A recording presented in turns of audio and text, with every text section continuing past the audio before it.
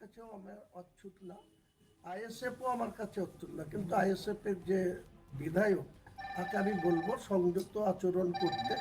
এমন কিছু তিনি হয়ে যাননি যে তিনি আমাকে বলবেন যে আমাকে ক্ষমা চাইতে হবে, তারপর আমার সাথে ওইরকম নেতা হুমায়ুন কবির হতে চায় না। আমাকে কেউ উল্টো করে টাঙাবো বলবে, তখন এই নওশাদ কোথায় ছিল যে একজন মুসলমান এমএলএ হিসাবে একজন মুসলমান এমএলএ কে নাম না করে আমার বাড়ির 2 কিলোমিটার দূরে দাঁড়িয়ে ইউপির মুখ্যমন্ত্রী বলছে উল্টো করে টাঙিয়ে সিধা করব, তখন এদের স্টেটমেন্ট কোথায় থাকে? ওসব ফটকাবাজি অন্য জায়গায়। আইডিওলজি, চিন্তা ভাবনা, আদর্শ যেন ম্যাচ করে, অন্যথায় আদর্শ চিন্তা ভাবনা ম্যাচ করলো না, বিজেপিকে হারানোর জন্য তার সাথে হাতে হাত মিলিয়েও সেটা বুমেরাং ছাড়া আর কিছু হবে না। তাহলে আপনি কি জোট করবেন ভাবছেন?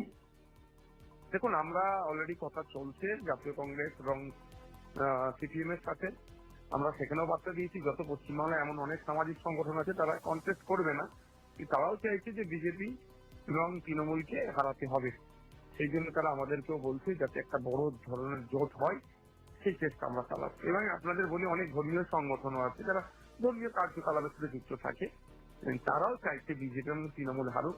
ইভেন আপনাদের বলি মতুয়া সমাজের পক্ষ থেকে একটা অংশ বেরিয়ে আসছেন যারা এই তথাকথিত বিজেপি তৃণমূলের এই কচরা কচুরিতে তারা বেশি ব্যস্ত হয়ে যাচ্ছে, তারাও চাইছে বিজেপি এবং তৃণমূলের বাইরে কিছু একটা ফোর্স দাঁড়াক।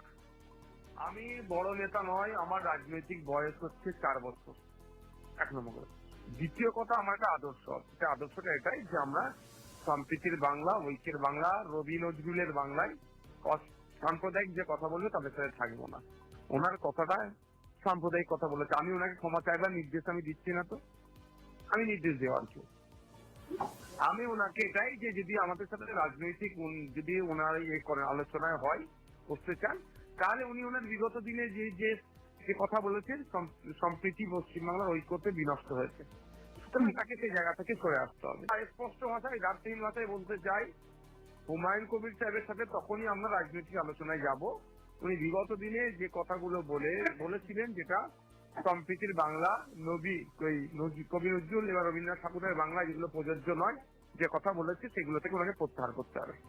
বারবার বলে আসছি, হুমায়ুন কবির সাহেবের নেত্রী মমতা ব্যানার্জিকে বারবার আমরা বলে আসছি যে সম্প্রীতির মাটিতে যেখানে রাহুল গান্ধী প্রোগ্রাম করার পারমিশন পায় না, সেখানে যোগী আদিত্যনাথ কি করে করছে এর জবাব আপনাদের দিতে হবে।